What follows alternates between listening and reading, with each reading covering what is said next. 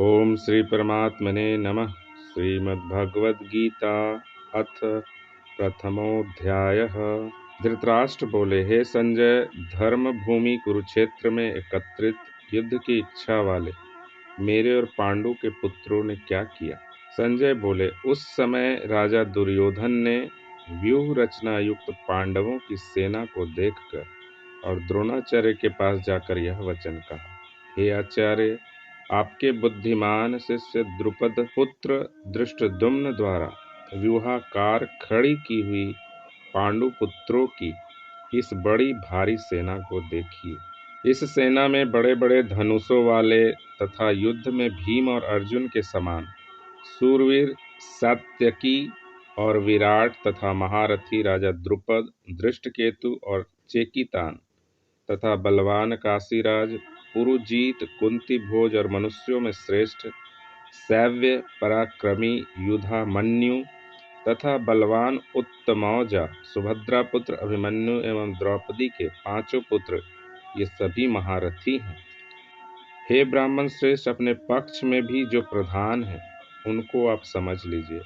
आपकी जानकारी के लिए मेरी सेना के जो सेनापति हैं उनको बतलाता हूँ।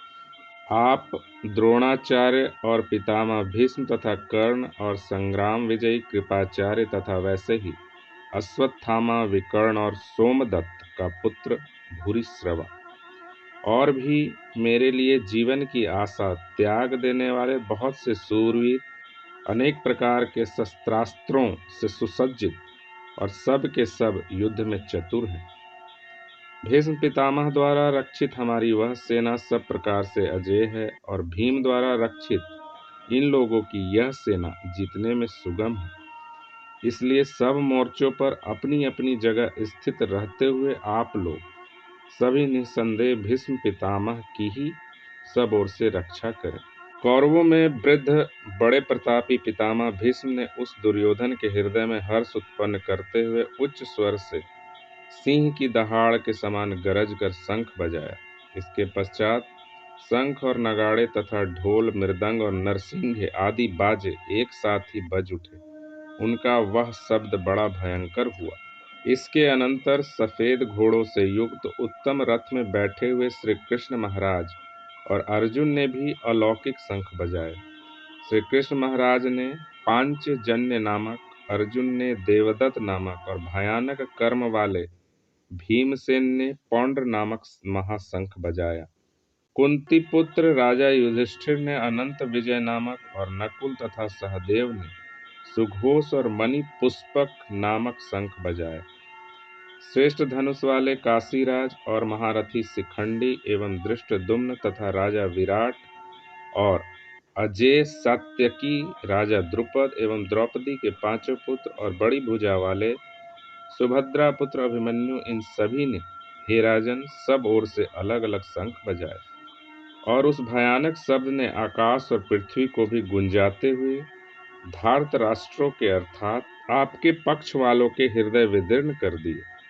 हे राजन, इसके बाद कपिध्वज अर्जुन ने मोर्चा बांधकर डटे हुए धृतराष्ट्र संबंधियों को देखकर उस शस्त्र चलने की तैयारी के समय धनुष उठाकर ऋषिकेश श्री कृष्ण महाराज से यह वचन कहा, हे अच्युत, मेरे रथ को दोनों सेनाओं के बीच में खड़ा कीजिए और जब तक कि मैं युद्ध क्षेत्र में डटे हुए युद्ध के अभिलाषी इन विपक्षी योद्धाओं को भली प्रकार देख लूं कि इस युद्ध रूप व्यापार में मुझे किन किन के साथ युद्ध करना योग्य है, तब तक उसे खड़ा रखिए।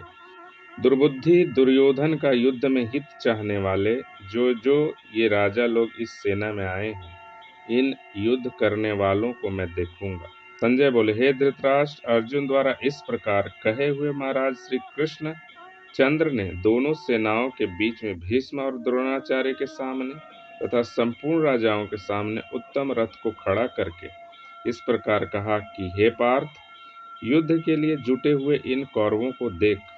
इसके बाद पृथा पुत्र अर्जुन ने उन दोनों ही सेनाओं में स्थित ताऊ चाचों को, दादों परदादों को, गुरुओं को, मामाओं को, भाइयों को, पुत्रों को, पौत्रों को तथा मित्रों को, ससुरों को और सुहृदों को भी देखा। उन उपस्थित संपूर्ण बंधुओं को देखकर वे कुंतीपुत्र अर्जुन अत्यंत करुणा से युक्त होकर शोक करते हुए यह वचन बोले। अर्जुन बोले, हे कृष्ण, युद्ध क्षेत्र में डटे हुए युद्ध के अभिलाषी इस स्वजन समुदाय को देखकर मेरे अंग शिथिल हुए जा रहे हैं और मुख सूखा जा रहा है तथा मेरे में कंप एवं रोमांच हो रहा है। हाथ से गांडीव धनुष गिर रहा है और त्वचा भी बहुत जल रही है तथा मेरा मन भ्रमित सा हो रहा है, इसीलिए मैं खड़ा रहने को भी समर्थ नहीं हूँ।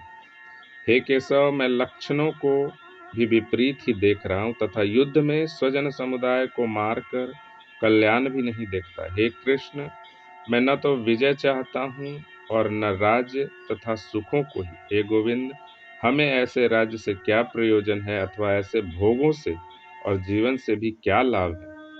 हमें जिनके लिए राज्य, भोग और सुखादि अभीष्ट है, वे ही ये सब धन और जीवन की आशा को त्याग कर युद्ध में खड़े हैं।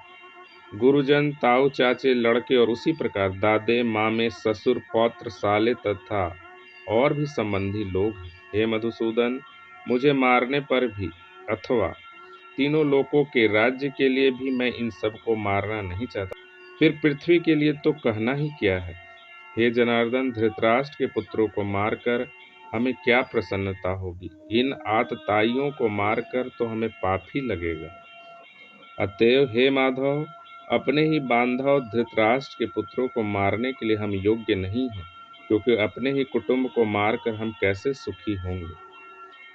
यद्यपि लोभ से भ्रष्टचित्त हुए ये लोग कुल के नाश से उत्पन्न दोष को और मित्रों से विरोध करने में पाप को नहीं देखते, तो भी हे जनार्दन, कुल के नाश से उत्पन्न दोष को जानने वाले हम लोगों को इस पाप से हटने के लिए क्यों नहीं विचार करना चाहिए। कुल के नाश से सनातन कुल धर्म नष्ट हो जाते हैं। धर्म के नाश हो जाने पर संपूर्ण कुल में पाप भी बहुत फैल जाता है। हे कृष्ण, पाप के अधिक बढ़ जाने से कुल की स्त्रियां अत्यंत दूषित हो जाती है और हे वार्ष्णे, स्त्रियों के दूषित हो जाने पर वर्ण संकर उत्पन्न हो जाता है। वर्ण संकर कुल घातियों को और कुल को नरक में ले जाने के लिए ही होता है। लुप्त हुई पिंड और जल की क्रिया वाले अर्थात श्राद्ध और तर्पण से वंचित इनके पितर लोग भी अधोगति को प्राप्त होते हैं। इन वर्ण संकर कारक दोषों से कुल घातियों के सनातन कुल धर्म और जाति धर्म नष्ट हो जाते हैं। हे जनार्दन, जिनका कुल धर्म नष्ट हो गया है, ऐसे मनुष्यों का अनिश्चित काल तक नरक में वास होता है, ऐसा हम सुनते आए हैं। हाँ, शोक, हम लोग बुद्धिमान होकर भी महान पाप करने को तैयार हो गए हैं, जो राज्य और सुख के लोभ से स्वजनों को मारने के लिए उद्यत हो गए हैं। यदि मुझ शस्त्र रहित एवं सामना न करने वालों को शस्त्र हाथ में लिए हुए धृतराष्ट्र के पुत्र रन में मार डालें, तो वह मारना भी मेरे लिए अधिक कल्याणकारक होगा। संजय बोले, रणभूमि में शोक से उद्विग्न मन वाले अर्जुन इस प्रकार कहकर बाण सहित धनुष को त्याग कर रथ के पिछले भाग में बैठ गए। ओम तत्सदिति श्रीमद्भगवद्गीतासु उपनिषत्सु ब्रह्म विद्यायां योगशास्त्रे श्रीकृष्णार्जुन संवादे अर्जुन विषाद योगो नाम प्रथमोऽध्यायः। ओम श्रीकृष्णार्पणमस्तु।